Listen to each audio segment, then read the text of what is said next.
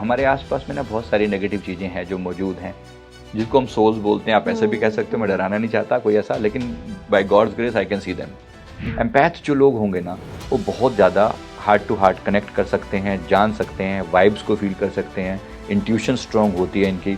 और यही लोग हैं जो जितनी भी पॉजिटिव या नेगेटिव चीज़ें हैं, इन सब से कनेक्ट करना भी पॉसिबल है। इसका मैंने पास देखा तो इसका पता चला कि लास्ट टाइम में ये पर्सन एक एस्ट्रोनॉट था और किसी को कहीं किसी जीवन में किसी और ग्रह पर, अब ये सभी एग्जिस्ट करता है, मतलब डिफरेंट ग्रह भी हैं और डिफरेंट टाइप के वो।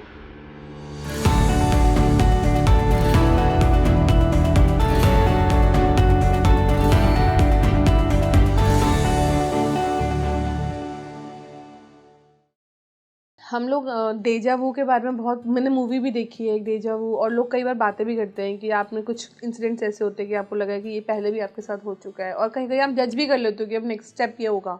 तो इसको आप कैसे क्लैरिफाई करते हैं कि मतलब ये भी कहीं एक कोइंसिडेंस, भ्रम, या सच में कुछ ऐसा है? नहीं, बिल्कुल होता है डेजा वू भी, क्योंकि ये लाइफ टाइम बहुत बार हम जी चुके हैं, सिमिलर लाइफ टाइम। आखिर एक पर्टिकुलर टाइप की ही चीज़ों को हम बार बार अट्रैक्ट क्यों करते हैं? ये बहुत ट्रू है। जो चीज़ें आपने कभी ना कभी मांगी होती हैं, जिस जगह पर आप बार बार गए होते हो, जिस चीज़ को भी, जैसे लॉ ऑफ अट्रैक्शन क्या है कि जिस चीज़ को भी आप पसंद करोगे, जिस चीज़ को भी आप मांगोगे, नेचर वो चीज़ आपको बार बार देगी। क्योंकि सिंपली नेचर आपकी फ्री विल का रिस्पेक्ट करती है। आप कुछ भी मांगोगे तो मिलेगा। तो अगर जैसे मान लो जी, पिछले जीवन में आपको पहाड़ों का बहुत शौक़ था और बहुत आप वहाँ पर रहे हुए हैं, जिसमें से हम में से बहुत से लोग हैं। जैसे मेरा तो बहुत ज़्यादा शौक़ था कि जैसे रह के एकदम बर्फ़ में एकदम रहने का, तो वो आज भी उतना फैसिनेटिंग लगता है। और वहीं जाओ तो बिल्कुल ऐसा लगता है कि जैसे यहाँ तो बहुत ऐसा लगता है कि बहुत बार आए हुए हैं, कोई पहली बार नहीं आ रहे हैं यहाँ पर, देखा हुआ। फिर वो जगह भी ऐसा हो सकता है कि जगह भी बहुत बार ऐसा लगता है कि फर्स्ट टाइम जाओ तो लगता है यहाँ तो बहुत बार आ रखा हूँ मैं। ऐसी घटनाएं भी बहुत सारी होती हैं, बहुत सारी इंसिडेंट्स ऐसे होते हैं जो आपको लगता है कि बहुत बार हम इनको देख चुके हैं, झेल चुके हैं ऐसा। और किसी पर्टिकुलर टाइप के इमोशंस की भी हम जानते हैं अंदर से कि ये इमोशंस भी पहले हमने बहुत डील किए हुए हैं। ये इमोशंस ऐसे तो ये फीलिंग पहले भी आ चुकी है, ये पहले भी आ चुकी है, ये घटना पहले भी हुई थी, फिर इसने ऐसे पहले भी बोला था, राइट। तो मन उस बातों को पकड़ लेता है। जी, ये सब आपका पिछले जन्म का या उससे पिछले जन्म का कनेक्शन? बिल्कुल वो इम्प्रेशन आपके माइंड पे जो पड़ा होता है ना, और जिस चीज़ को भी आपने दिल से कनेक्ट किया होता है, जो चीज़ भी आपको इमोशनली कनेक्ट होते हैं, इमोशंस हमारे अंदर के सबसे क्लोज हैं।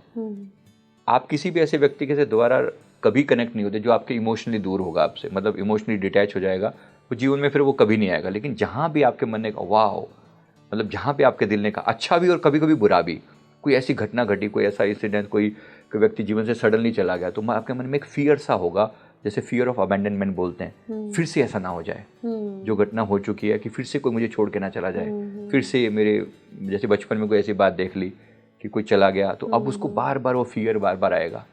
तो इससे पॉजिटिव भी हैं साइकिल्स और नेगेटिव भी हैं। इनको अगर हम थोड़ा सा ढंग से ऑब्जर्व करें तो वास्तव में देखो, अल्टीमेटली डेजा वू का मतलब क्या है कि ये पता लग रहा है कि हाँ, पास्ट लाइफ जैसी कोई चीज़ या ये घटना होती है। और ये कहीं ना कहीं आपको एक काइंड ऑफ चेतावनी रहता है कि राइट, ये चीज़ कर, या फिर अच्छा हो, मतलब अगर अच्छी मेमोरी है तब तो आपको अंदर से हैप्पीनेस सी फील होती है, और अगर गलत मेमोरी, गंदी या कुछ बैड मेमोरी है तो आपको समझ जाता है कि ये चीज़ अब नहीं करनी है। कहीं ना कहीं आपको अंदर से लगता है कि इससे नहीं जाना आप। राइट। और कई बार ऐसा भी होता है, मतलब मेरे साथ या होता जनरली भी होता होगा कि आप बैठे हुए हो, कुछ नहीं है, सब एवरीथिंग इज गुड, और अंदर से एक बड़ा ही अच्छी फीलिंग आ रही है आपको, मतलब आपको नहीं पता कि वो अच्छी फीलिंग क्यों आ रही है, और या फिर कहीं बहुत सैड फीलिंग आ जाती है। तो ये इसको कैसे करते हैं? देखो आपकी, जैसे अब हम कनेक्टेड तो सबसे है ही ना। कोई व्यक्ति दूर कहीं बैठा हुआ हमारे बारे में कुछ अच्छा सोच रहा है, यार इसने मेरा बहुत अच्छा किया, इसने उस टाइम में मेरी बड़ी हेल्प करी, सो थैंकफुल। वो जो पॉजिटिव वाइब्रेशन उसके हृदय से निकले, वो हार्ट टू हार्ट कनेक्शन तो कहीं ना कहीं होता है ना, इमोशन लेवल पर वो कनेक्ट हो जाती है चीज़। और आप बैठे बैठे आपको सडनली बहुत पॉजिटिव वाइब्स भी आएंगी, और ऑब्वियसली नेगेटिव भी, किसी के साथ कुछ बुरा कर दिया तो बैठे बैठे आप एकदम डिप्रेसिव सा फील करोगे। ये डेफिनेट होती हैं चीज़ें। कुछ तो एक चीज़ मुझे ना, जैसे अब ऑफ कोर्स मैं आपसे इसलिए ये चीज़ें पूछ रही हूँ कि आपने लोगों की पिछली जन्म या आपने भी देखी है, तो मैं ये, कई बार क्या होता है ना कि आप हस्बैंड वाइफ है, आपकी शादी हुई, आपकी शुरू में बनी नहीं या बनी, काफ़ी अच्छी रिलेशनशिप, थोड़ा अप एंड डाउन वाला रहा, तो आपका फिर आपको डिवोर्स लेना पड़ा या सेपरेट होना पड़ा, फिर आपकी लाइफ में कोई और इंसान आता है, ठीक है, ताकि आप उसके साथ सही से रहते हो, वो आपसे बहुत अटैच रखता है, सेकंड मैरिज की तरफ मैं बात कर रही हूँ, तो वो पहले क्यों नहीं हुआ? वो गलत इंसान आपको क्यों मिला जिसके साथ आपका रिलेशनशिप नहीं चला? तो उसके लिए भी क्या आपकी कुछ ये भुगतना लिखा था कि ये आप भुगतोगे? बिल्कुल, क्वाइट पॉसिबल कि आपने कुछ टाइम के लिए किसी को टॉर्चर किया हो, कुछ टाइम के लिए। बहुत ही संभावना है इस बात की। जैसे जस्ट लाइक दिस, आपसे सोचिए कोई किसी के साथ मतलब जिसको किसी के साथ प्यार हो गया, किसी को भी, राइट, एक दूसरे के साथ प्रॉमिस किया कि हम एक लंबा समय साथ बिताएंगे, ऐसा वैसा, समहाउ वो चीज़ फ्रूटफुल नहीं हो पाई। एक टाइम के बाद ये लोग सेपरेट हो गए, चाहे कुछ भी कारण रहा होगा, राइट। अब ये जो प्यार का रिश्ता, जहाँ पे भी हमारे मन ने, हमारे हार्ट ने डीप इमोशंस फील किए होंगे ना, वो इमोशंस हमारे अंदर एम्बेड हो जाते हैं। ओके। जब ये हुआ होगा तो मन ने कहीं ना कहीं हो सकता है इच्छा भी पैदा की हो, मुझे इस बंदे का साथ चाहिए। अब वो डाल तो दिया यूनिवर्स में, वो कमांड जाके फिट हो गई यूनिवर्स में कि कभी ना कभी इसका साथ आपको द्वारा मिलेगा। अच्छा। अब वो कितने समय तक मिलेगा वो डिपेंड करता है कि आपने कितनी डीपली वो डिज़ायर डाली थी।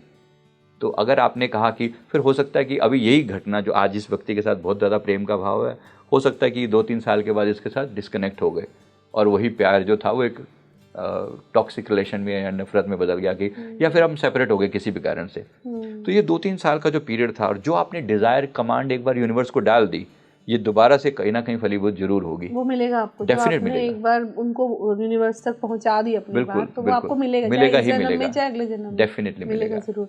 तो ये इसको मैनिफेस्टेशन कहते हैं, इसी को मैनिफेस्टेशन बोलते हैं। तो ये हर कोई, जैसे हमारे पास जो गेस्ट आते हैं, हर किसी की टेक्निक अलग है मैनिफेस्टेशन की, तो आपकी क्या टेक्निक है कि मैनिफेस्ट कैसे करें ताकि यूनिवर्स आपको चीजें दे? इस जन्म में दे दे तो बहुत बेटर है। जी, देखो मैनिफेस्टेशन की बहुत सारी बातें हैं, लेकिन इसमें सबसे जो बड़ी चीज़ है वो है आपकी डीप डिज़ायर कि आप सच में चाहते हैं क्या, ऐसा डीप डिज़ायर क्रिएट करना किसी भी चीज़ के प्रति। कोई गाड़ी देख के मन में आ गया कि यार ये गाड़ी तो चाहिए, आज नहीं तो कल, कल नहीं तो परसों, किसी ना किसी मतलब इसी टाइम में भी हो सकता है, डिपेंडिंग, ये आपको जरूर मिलेगी। ओके। ये जरूर मिलेगी। हो सकता है आज आपकी फाइनेंशियल कंडीशन ठीक ना हो, यूनिवर्स आपके लिए वो सारे इंतजाम करेगा कि चीज़ आपको मिले। अगर आपने किसी को दिल से मांगा है तो जरूर मिलेगी, और सोच समझ के मांगना, सोच समझ के, ये कि अगर आपने कुछ बुरा भी मांग लिया ना वो भी मिल जाएगा। आपने किसी के प्रति कह दिया बंदा मुझे शक्ल नहीं देखनी मुझे इसकी, आज वो आपके बहुत क्लोज है, ये बंदा आपके जीवन से डेफिनेटली चला जाएगा, कितना भी कर लो। या कोई ऐसी चीज़ करके, जैसे मेरे एक फ्रेंड ने जो है ना, जैसे यूएस में था, तो यूएस में जाके कुछ ऐसी परेशानियां उसको झेलनी पड़ी। आमतौर पे लोगों को लगता है कि बड़ी अच्छी जगह है, लेकिन उसको जो परेशानी झेलनी पड़ी, उसने कहा कि तो शक्ल नहीं देखना चाहता यूएस में, मतलब मैं दोबारा नहीं आना चाहता कभी भी यहाँ पर। तो प्रकृति ने सम्मान किया, उसके आने के बाद कुछ ऐसा वीज़ा में कोई इशू आ गया उसके पासपोर्ट के साथ, अब वो चाह कर भी नहीं जा सकता। मतलब एक नेचर ने इसी जीवन जन्म में वो टाइम पीरियड जो है वो पूरा कर दिया। अच्छा। तो हर डीप डिज़ायर जो है वो पूरी होती है, स्पेशली लास्ट डिज़ायर तो बहुत ज़्यादा सुनी जाती है। मेरे एक फ्रेंड है यहाँ पर चांदनी चौक में है, इतना क्राउडेड, आपको पता ही चांदनी चौक तो इतना हैवी क्राउडेड।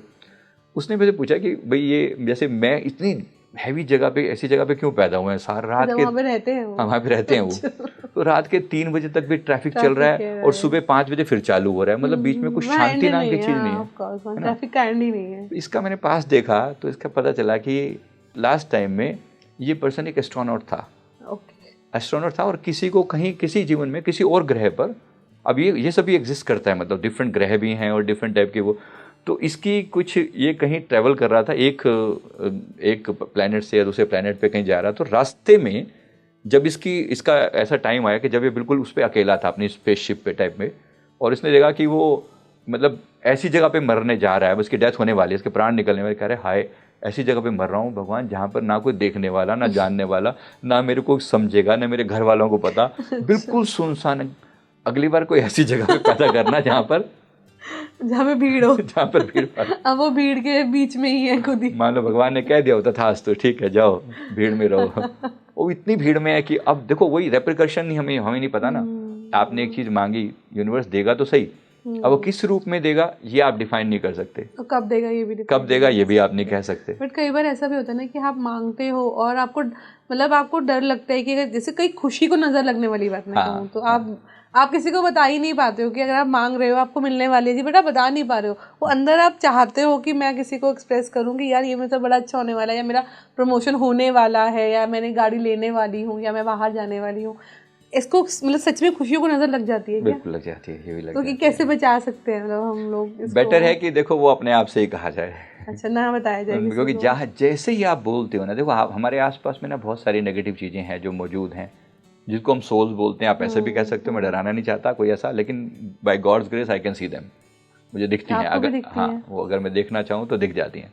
तो ये अच्छा। दिखती हैं तो मतलब ये कि दे लिसन, और ये आपकी इसमें बहुत चीज़ें नेगेटिव भी होती हैं, ओके। एंड दे यूजली मतलब दे इंटरफेयर। आप जब भी कोई ऐसी चीज़, कोई अच्छी चीज़ आप, या इवन कोई प्लानिंग, आप कोई प्लानिंग अच्छा करते हो कि मैं ना ऐसा करके ना मैं घर लेना चाहता हूँ ये वाला, अभी कुछ हुआ नहीं है लेकिन आपने कुछ सोचा, या कोई चीज़ कंप्लीट होने वाली है, कोई प्रोजेक्ट, कोई अच्छा, कोई जॉब, कुछ भी, और जैसे आपने सोचा और जैसे आपने इसको डिक्लेयर कर दिया ओपनली, जब तक आपके हार्ट में है तब तक कोई इशू नहीं है। लेकिन आपने बोला तो इसकी एनर्जी स्प्रेड हो जाती है, स्कैटर हो जाती है, और जब स्कैटर हो जाती है it goes to different different places, और फिर नज़र लगना बहुत स्वाभाविक सी बात है। और जो आपके चाहने वाले होंगे, और वो जो कि बहुत कम होते हैं आमतौर पे, 2-3 लोग होंगे जो चाहने वाले होंगे, 7-8 लोग ऐसे होंगे जो नेगेटिव होंगे, जो उसको बिल्कुल भी पसंद नहीं होगा, तो उनकी नेगेटिव एनर्जी भी आपको स्ट्राइक करती है।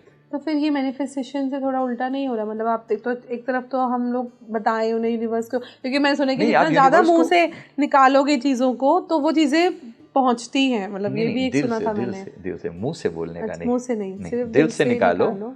आप ये कह रहे हो कि बार बार लोगों को हाँ मुझे मिलने वाला है, मुझे जॉब मिलने वाली है, मुझे जॉब मिलने वाली है, नहीं, ये तो बात जमीन आपको अपने तक ही रखनी चाहिए, बेटर, क्योंकि नज़र लगती है, प्लानिंग डेफिनेटली लगती है, डेफिनेटली, क्योंकि दुनिया आपके लिए पॉजिटिव नहीं है। जैसे जो आप चाहते हो, आपकी तरह और भी तो चाहने वाले बैठे हैं, मतलब there are other people also wanting the same thing कि मुझे मिल जाए ये, तो डेफिनेटली उन सबकी भी नेगेटिविटी है ही ना। पर मुझे लगता है कि हर किसी के साथ नहीं होता, कई लोग तो बड़ा शोर शराबा करते हैं और वो उन चीज़ें मिल भी जाती हैं। मैंने बहुत एग्जाम्पल्स देखे कि बड़ा शोर हो रहा है कि आएंगे, ये करेंगे और चीज़ें, और जहाँ पे मैं कुछ बता दूँ कि ये मैंने करना, तो चीज़ें नहीं होती है। इसलिए मैं भी कुछ, वो मेरे को भी वहम रहता है कि जब तक होएगा नहीं ना मैं बताऊँगी नहीं। ये अच्छा है। देखो जो सेंसिटिव लोग हैं, वो लोग होंगे ना, उनके लिए तो ये ट्रू है, बिल्कुल ट्रू है। हाँ, कुछ लोग हैं जो इस चीज़ को पचा लेते हैं, डाइजेस्ट कर लेते हैं, समहाउ वो दिखाते कुछ और हैं, अंदर कुछ और चलता है। सारी प्रॉब्लम सेंसिटिव लोगों के साथ ही है, डेफिनेटली। और आप सेंसिटिव हैं, इसमें कोई डाउट नहीं है, एक्सेप्ट कीजिए कि ऐसा है। एम्पैथ बोलते हैं आप इसको, एम्पैथ कैटेगरी। एम्पैथ जो लोग होंगे ना, वो बहुत ज़्यादा हार्ट टू हार्ट कनेक्ट कर सकते हैं, जान सकते हैं, वाइब्स को फील कर सकते हैं, इंट्यूशन स्ट्रांग होती है इनकी।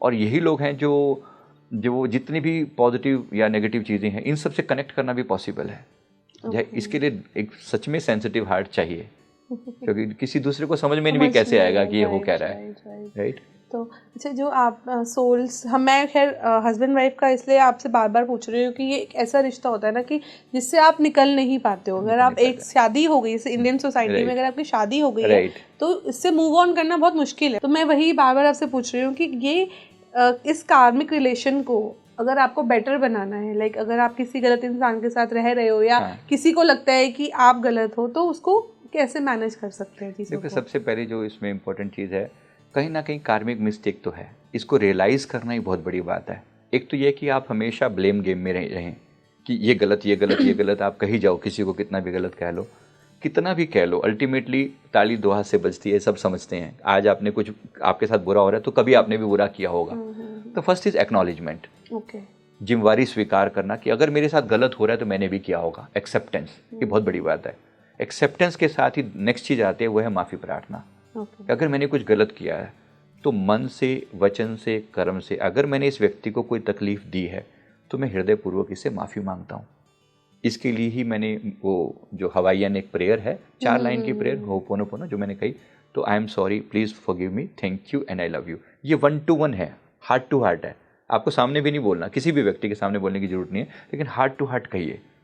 इससे मैंने ऐसे ऐसे चमत्कार होते देखे हैं ना। मोस्ट पावरफुल प्रेयर में से एक है सिंपली हार्ट टू हार्ट। इसके प्रति लव वाइब्रेशन, प्रेम की वाइब्रेशन, नॉर्मल एक फ्रेंडशिप वाली, हार्टली वाली, कि मैं तुम्हारे प्रति, कोई मेरे मन में कोई नाराजगी नहीं है, कोई एनिमिटी नहीं है, कोई नेगेटिविटी नहीं है। ये जो फीलिंग्स है ना, फीलिंग्स पे सारा खेल चलता है। ये सारा वर्ल्ड जो ओवरऑल चल रहा है ना, आपके सारे इमोशंस पर ही तो खेल चल रहा है। जिसके मन में नफरत है वो नफरत फैलाएगा ही फैलाएगा। और जो पॉजिटिव वाले लोग हैं, जो जिसके हार्ट में अच्छा भाव है, वो डेफिनेटली आज नहीं तो कल उसकी वाइब्स लोगों तक पहुँचेंगे ना। तो ये वही है, अगर आप ऐसा करते हैं, मेरी गारंटी है, मतलब मैं गारंटी इसलिए वर्ड यूज़ कर रहा हूँ क्योंकि लोग सच में पूछना क्या सच में does it work? Yes it works 1000%, it works. मैं ये नहीं कह रहा हूँ कि आप दो दिन में सब ठीक हो जाएगा, इट विल टेक टाइम कि नफरत कितनी गहरी है, बट डेफिनेटली एक साइड तो क्लियर हो गई, उसकी तरफ से नफरत वाली वाइब्रेशन आ रही है, लेकिन आपकी तरफ से तो पॉजिटिव जा रही है ना, आप क्लियर हो जाओगे थोड़े टाइम के अंदर अंदर। नेचर आपको ऐसा अरेंजमेंट करेगी कि आपकी वाइब्रेशन उस तक पहुंचेंगी, चाहे वो कितना इनसेंसिटिव पर्सन क्यों ना हो। तो ये होगा। हालांकि इसमें टाइम लगता है, मैं कहूँ कि इसमें लगभग 40 डेज तो जरूर देने चाहिए इस चीज़ को। अच्छा। लगभग 40 डेज तक आप कोई भी चीज़ हैबिट अंदर तक जाने में भी टाइम लगता है। तो अगर ऐसा आप करते हैं तो ये श्योर शॉट है कि आपकी लाइफ में चेंज आएंगे। मैंने एक नहीं दो नहीं, मतलब लाखों लोगों को बदलते हुए देखा है। रिलेशनशिप्स में, हाँ, रिलेशनशिप में ये होप होने वाला भी, और इन जनरल जो माफ़ी प्रार्थना अगर मैं कहूँ, मेरे जीवन में कोई अन्य दुख भी है, मान लो कोई पीड़ा है, कोई फिजिकल बीमारी है, कोई मेंटल है, उसके लिए भी माफ़ी तो बनती है ना कि मैंने कुछ तो किया होगा।